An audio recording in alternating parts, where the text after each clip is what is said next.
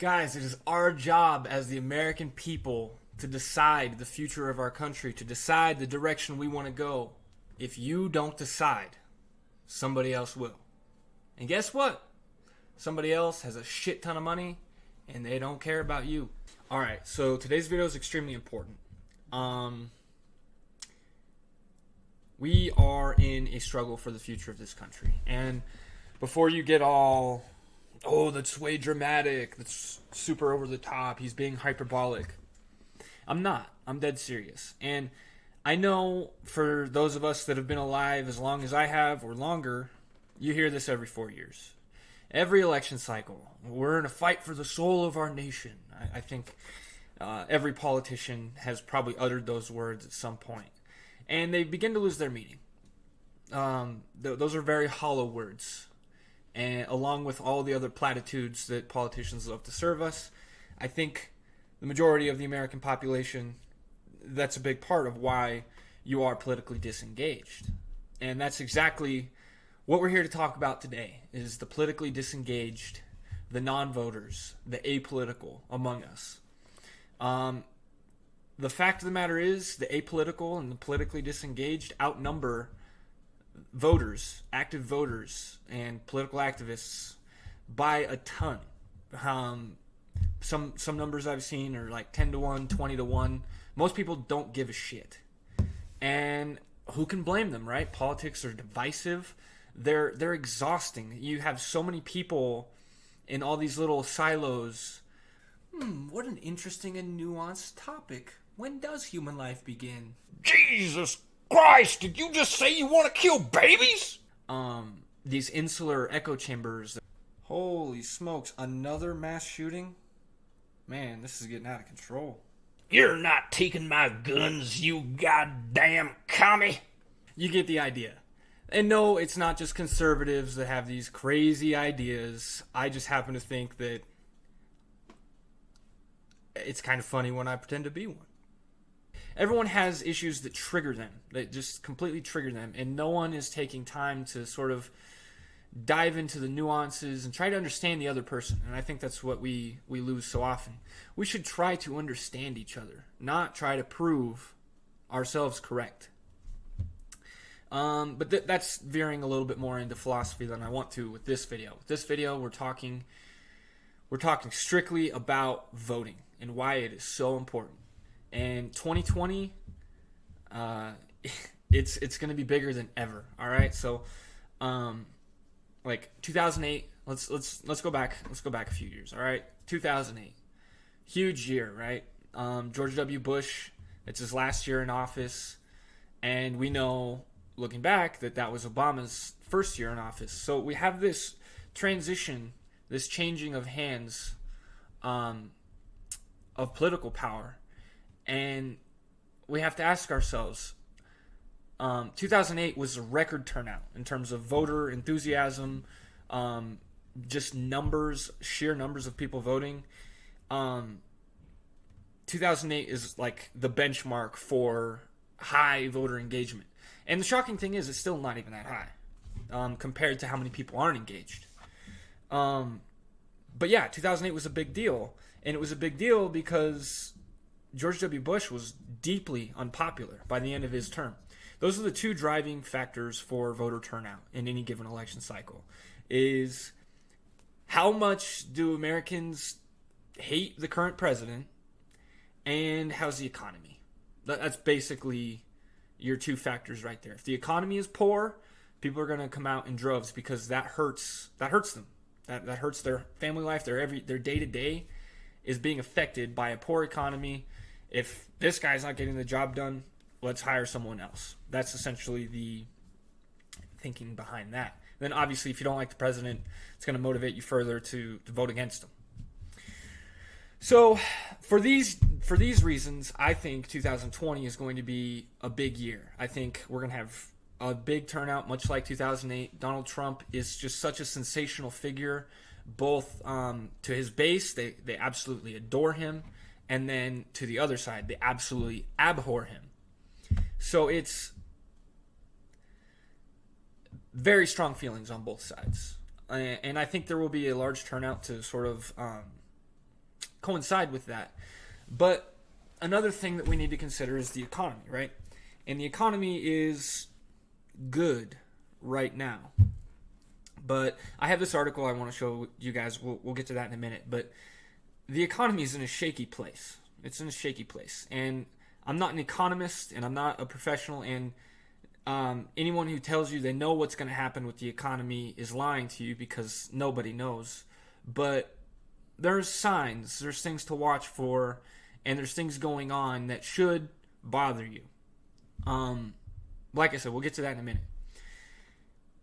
Back to why 2020 is so huge. It's going to be a huge turnout because Trump's so hated and loved by some. And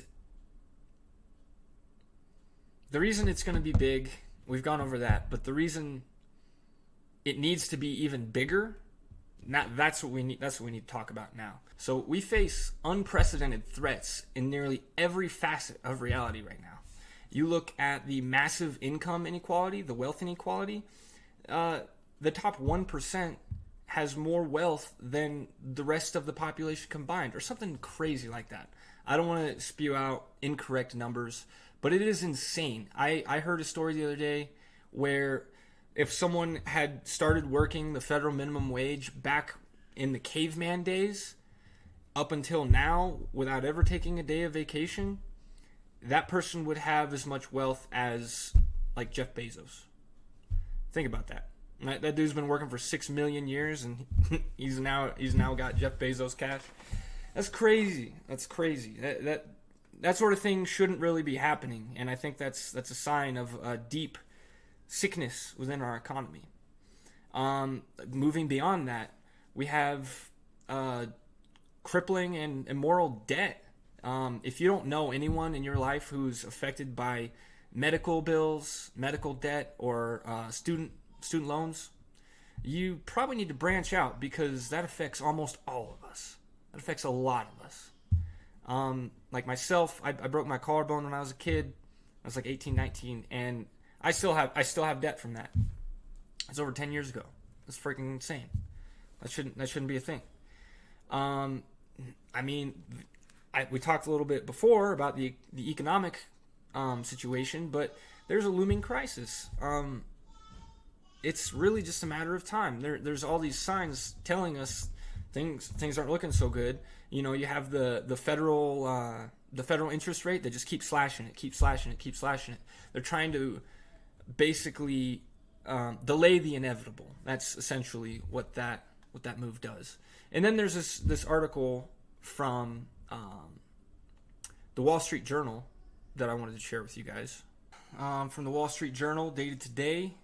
And boy, oh boy, doesn't this look familiar? Fed injects more money into money markets.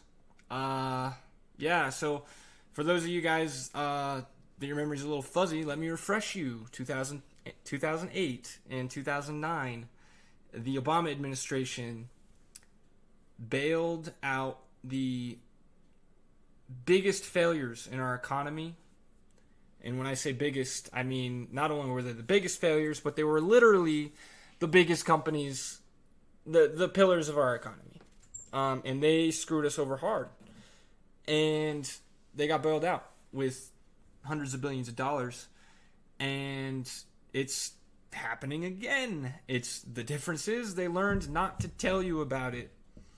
They learned not to tell you about it, and they learned not to ask permission. They didn't ask permission last time either, but it's easier for them to get the money now than it was before, due to some lines in the legislation that provided the bailouts nearly a decade ago, or over a decade ago. So yeah, I don't know all the specifics of it, but it's even easier for them to get money from the government now. And you, the voter, don't need to know about it.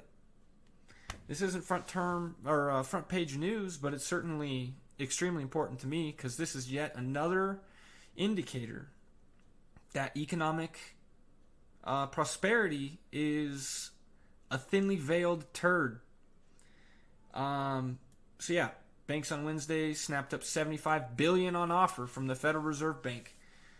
Says down here they wanted even more money because $75 billion wasn't enough. They really are using and abusing all the privilege they have up there at the top of the economic pyramid. And it's disgusting. It's disgusting. It's horrible. So, yeah, that's that article. There was another article I read a couple days ago. I don't have the patience to look it up, but it was talking about how the investors and traders on Wall Street are very nervous because they can see the economy's on wobbly legs. Why are they nervous? Why is there all the signs of the economy going sour, and then the government's just printing money and putting it back in there, putting it back in their pockets, be like, it's okay, don't worry. They're just trying to stave off economic disaster. Ultimately, this is only going to make it worse when it does happen. Don't take everything I say, as the law. Do your own research. But from the research that I've done, guys, it looks grim. It looks grim. It's not a matter of if, it's a matter of when. We're going to have a recession again. And Trump's definitely hoping that happens after 2020. I don't blame him. So, back to the topic. All these crises that we're faced with, right? So, you've got the economy. The economy is on wobbly legs. You've got massive income inequality. You've got crippling debt that this touches most Americans in some form or fashion. You add all that up together, look at Bernie Sanders. Just look at what Bernie Sanders represents. He is and I love Bernie Sanders because he's so real about what he wants. He tells you what he wants. And guess what? That man says he wants a revolution. He wants a revolution. He says billionaires should not exist. Point blank. It's right out there. He wants to fundamentally change the rules of the game. He wants to... And maybe you think that's a good thing. And I would agree with him, but I don't agree with the rules that he wants to change too, right? So he wants to move towards a social democracy. Democracy good, socialism bad. That's it. That's how I see it. And I'm not saying that as someone who doesn't understand socialism. I understand exactly what it is, and it does have a place in certain industries. Bernie Sanders wants to socialize everything, more or less. That's not entirely true. But he is a step towards that path, at least in my mind. He's a step towards that path. And I don't think that's the right solution. Like, bless his heart for presenting a real solution, but I don't think it's the right one.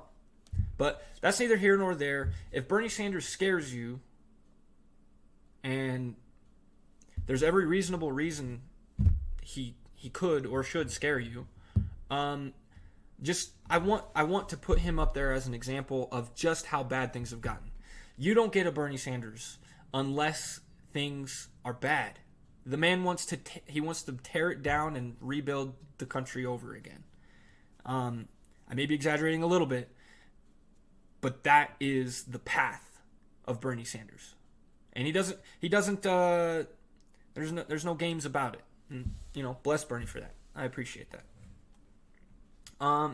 Then you've got the climate change. Obviously, it's happening. There's areas of the United States right now that have become uninhabitable due to sea level rise.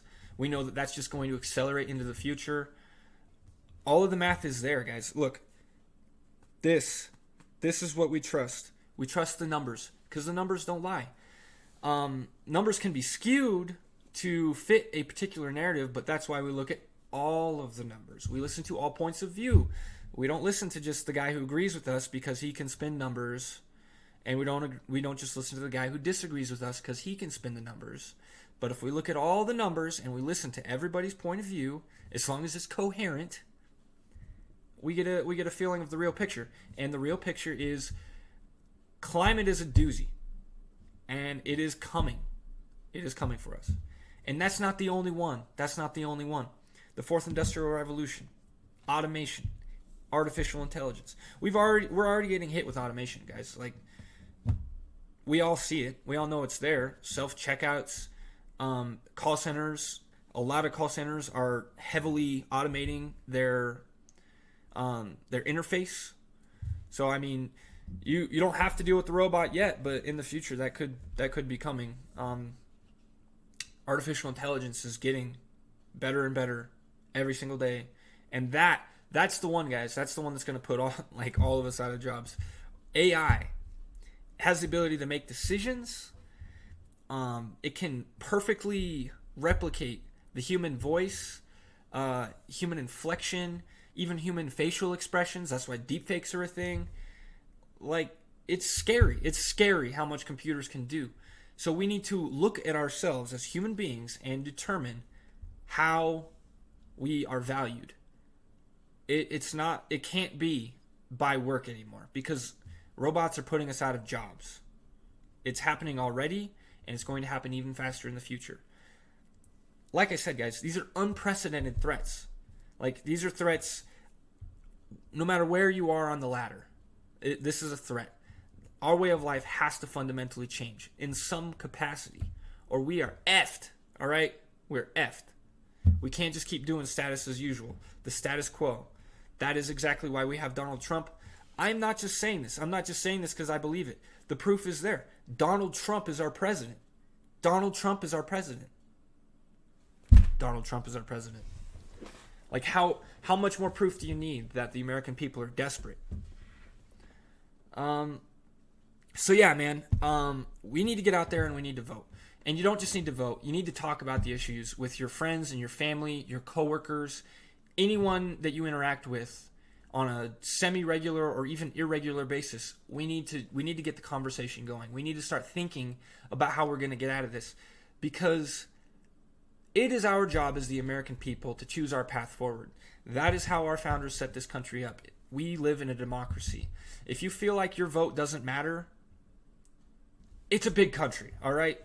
I'm not saying that your vote's going to swing the entire election, but you are not just one person. We are all connected. We're more connected now than ever with Twitter, Facebook, YouTube, just all of our social media, guys. We're more connected than ever. Me sitting here right at my keyboard, I can talk to thousands of people. Thousands of them. And I have an effect on everybody I talk to. And that isn't just me, inflating my ego. You have an effect on everyone you talk to as well.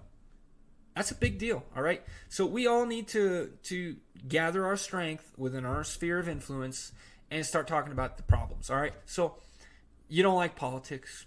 Maybe you don't like politics. Maybe you don't care for partisan BS. I don't. But we need to talk about the solutions. We need to get the conversation going. Even if you don't agree with me, I'm a Yang. I'm a Yangster through and through. If we don't agree, that's all right. If you have your own vision for America that you agree with and your set of issues and you have your stance on them, if it's informed, I respect it. And if it's not informed, I will respectfully inform you to the best of my ability, because I don't know everything. But we got to vote, guys. We got to vote. We have to talk. We have to have conversations. The primaries they start in February with Iowa, February 3rd. They go all the way through June, but it's probably going to be decided, either by the end of February or the end of March, depending on how things go. So, if you live in Iowa, New Hampshire, Nevada, South Carolina, your votes matter even more than what I just said they do. Like, those are the early states. They mark the momentum of the race, and everyone else typically falls in line with that momentum, more or less. So, yeah, guys, I implore you, focus right now. We are in, November? So November, December, January, February. We got 3.5, depending on where you live, months to figure this shit out. Figure out who is the leader that we want to lead us out of this goddamn mess. And it is a mess. If you don't believe it, just look around. Any of the 6, 7 topics, I can't even remember how many I threw out there. Any of those topics, just Google it. You won't like what you see, all right? You won't like what you see. And if you're a parent like me, This should not sit well with you, all right? This should not sit well with you at all, because their lives are going to start kicking off. I don't know how old your kid is. Mine's like 1.5, 2. Their issues are going to be 20 years from now. Climate is going to be, if we don't do anything, climate is going to be in full swing. The climate crisis, income inequality, if we don't do anything, is going to be even worse. Who knows how bad it can get, guys? Who knows? But our rights are already under attack. All right? Freedom of speech is something we have to squall about almost every single day. Somebody does something stupid. But yeah, guys, I think that's about all I wanted to say in this video. If you like what we're talking about here on this channel, please like, subscribe, and follow me. There's more to come. All right. So I want you guys to have a great night. All right, and we'll talk again soon. Bye. Oh, and if you're Yang Gang, I have some numbers, some breakdowns, and some strategy I want to talk to you in this vein about voting and how many people we need to get to turn out for us to swing this thing our way. So I may put out that video tonight or tomorrow, but be sure to watch that one as well.